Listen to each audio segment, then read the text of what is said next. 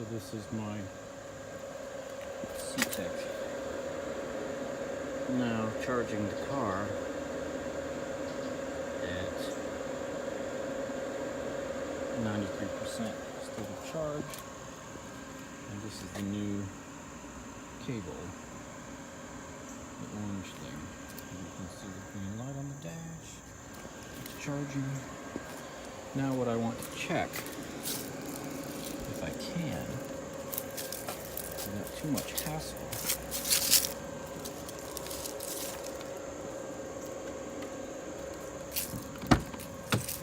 what the car is up to.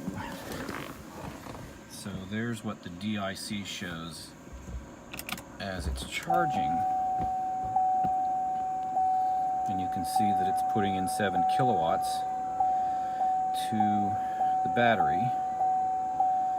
I'll close the door here so we don't have to listen to the chime. And we'll go ahead and set up as if we are going to do things. So there's Torque Pro getting itself set up. Now this is the charging screen, and I wanted to see what the car would be doing, or what Torque Pro shows, I should say. And here I wanted to see the amperage of the charging source, or what the car is getting. I wanted to see if it would display the kilowatts. It's not doing that. It's not showing the voltage either. So those are gauges that are useless to me. The AC gauges all work. So when I'm charging from an AC source, like a level 2 charging station, or my EVSE, when I'm traveling, those displays are correct. So what I'm going to do now is try to find the displays that will show what the DC charging system is doing. I'll just explain a little bit more here.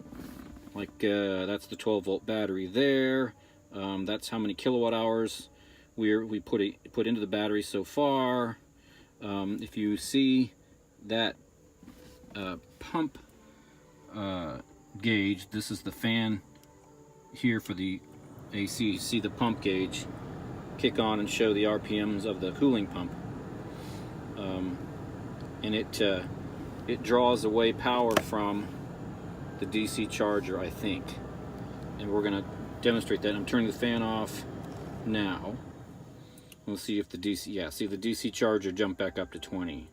So that tells me a lot about how much that pump draws as sort of parasitic drag, if you will, on the charging system. Okay, enough for the moment. I'm going to do some work.